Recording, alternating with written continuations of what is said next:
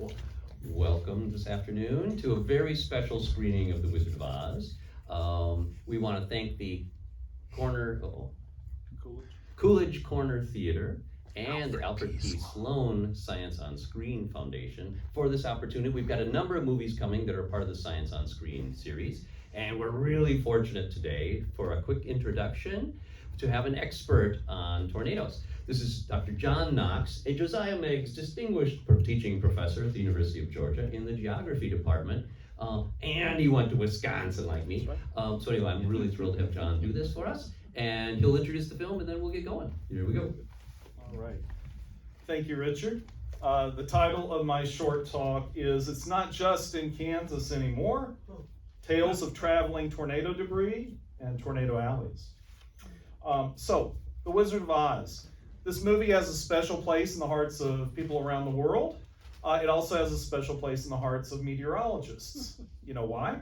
You might watch this movie for Oz, right? Or Judy Garland or the beautiful music, but budding meteorologists watch this movie for the tornado. Yes, we do. And it turns out that the tornado has done very well, and so I'll describe a little bit more about that in a minute. But I did a little bit of research on this because I told my students I'm probably going to be talking to a bunch of film experts here, and so I gotta be on my toes. And so, interestingly, I did not know this. L. Frank Baum got the idea for the book as a journalist when he was in South Dakota. He heard about a tornado that hit Kansas in the 1870s. One of the victims was named Dorothy Gale. Amazing. So anyway, when this ended up going to film, they wanted to do the tornado right. And so Arnold Gillespie, who was Oscar nominated for the special effects in The Wizard of Oz, did much trial and error trying to make a realistic tornado. And what he came up with ultimately was muslin reinforced with chicken wire, and then it was on a movable kind of base, and so people would move it around so it would sweep back and forth. Now I have to say, as a meteorologist, tornadoes actually don't do that. If they sweep out only once due to what's known as the downdraft out of the thunderstorm. But I think we'll all agree that the drama of having it sweep back and forth like a vacuum cleaner is, artistic license. We'll give them credit for that. Okay, so movie buffs. Gillespie did not win the Oscar for special effects that year, and there were some famous movies that happened that year. Anybody willing to hazard a guess as to which film won for special effects? Won the Oscar? Yes? Gone with the Wind. Great guess. That's what I thought it was. No. Happened one night. Nope. Anybody else? You're on the spot, Richard. I'm not an Academy Award guy. Have you ever heard of the movie The Rains Came? Oh my goodness. That one, and I thought, oh, come on. Then I read about it on IMDb. They simulated monsoonal rainstorms and then flooding, a dam break in India in that movie, and they used 33 million gallons of water. Apparently, even reviews on IMDb actually say you've got to watch this for the special effects. Okay, so I thought that Gillespie got gypped out of it, but maybe that was a better one. All right, so anyway, realism in The Wizard of Oz. The tornado is quite realistic, and back in the 1970s when I was a kid, there weren't tornado videos the way there are all over the place now. That was one of the few places where you could actually see a kind of a realistic depiction of a tornado in motion, because mostly we had still pictures. So that's realistic. The clouds are realistic. Also weather safety as well. I asked my students this, and even if they've seen The Wizard of Oz, they don't get it right, but here's an easier one. How does Dorothy get to Oz? What is the precipitating event? And I don't mean the tornado hitting the house. Just before, what happens? How do we get to Oz? Yeah, what hits her head? The window. The window blows out. Weather safety. Stay away from windows in a tornado. Put as many walls between you and the tornado as possible. So it works. That's perfect. It's not contrived at all. A lot of the injuries and fatalities due to tornadoes are due to head injuries. We'll get back to that in a minute. But the other thing that turns out to be realistic is that debris goes high in tornadoes, okay? Now, in the movie, it's the house and Miss Gulch and everything else, and then the Wicked Witch. And when that movie was being shown back in my day, nobody knew about how far debris might go up or go out from a tornado. There really wasn't any research that had been done. Later on, there was some research, but it was kind of spotty. This is where my story intersects. I've always been passionate about tornadoes because I grew up in Birmingham, Alabama, and you probably know how many times Birmingham has been hit by tornadoes. And so that was my passion growing up. I went to graduate school, as Richard said, at the University of Wisconsin-Madison, and I did what happens to a lot of students that go to graduate school. Namely, I ended up working on something that was about as far removed from my original passions as possible. It happens. I was literally trying to do feats of stratospheric skill.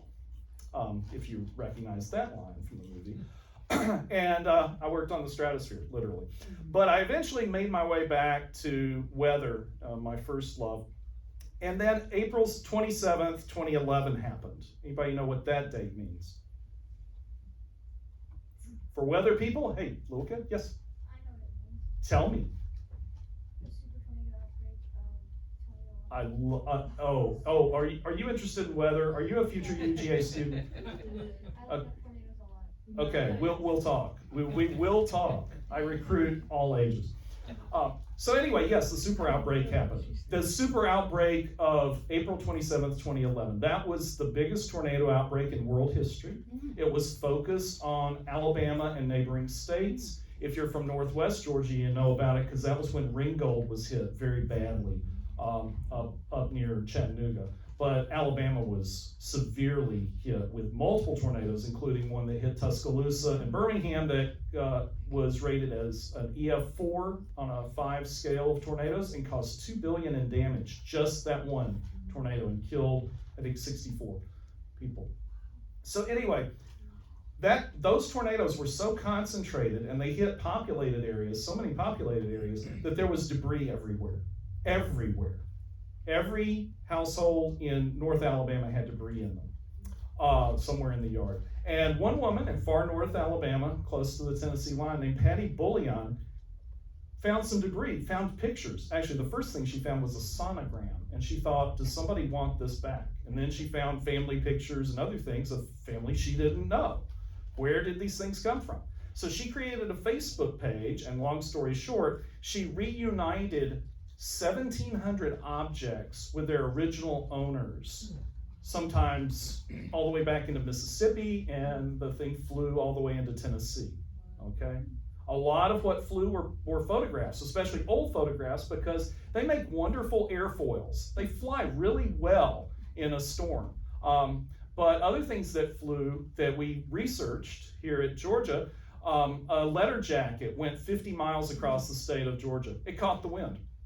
And a 6-foot tall metal sign, 5-foot metal sign, flew from a football stadium in Louisville, I think it was Louisville, Mississippi, all the way across the state line, 50 miles into Alabama. So debris was everywhere, lots of pictures, and the cool thing about social media is that if you have a picture of somebody, even if they're 2 states away, that's what social media is good at. Visual recognition. And they would say, wait, that looks like so-and-so's cousin. And then it was like, yeah, that's my brother. And then, yeah, that came from my house. My house was destroyed. So here at Georgia, what we did was we used that information to create a comprehensive database of almost 1,000 different objects in terms of how they traveled.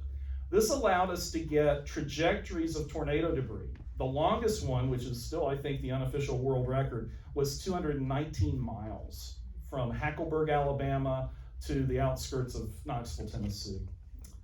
We also could estimate how high they went by using some information from models.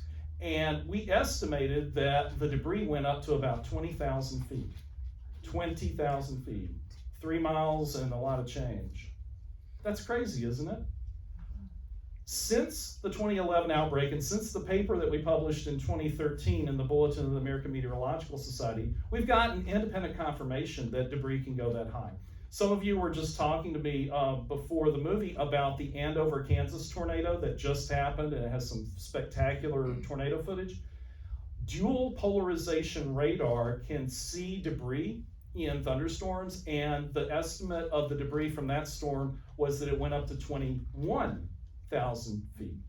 So our indirect estimates have been confirmed by direct estimates of how high debris can go. And so to sum this up, tornado debris really can go way, way up, just like Dorothy's house. Now it's pieces of house, right? It's not intact houses. But that movie was probably more accurate than even the leading scientists could have imagined at the time. And so tornadoes cause debris that goes up high. It travels a long way, maybe 200 miles. So do tornado alleys. Tornado Alley used to be Kansas, but the tornado alleys, it's shown by research, actually some research by a UGA PhD named Victor Ciné, who's now at Northern Illinois University.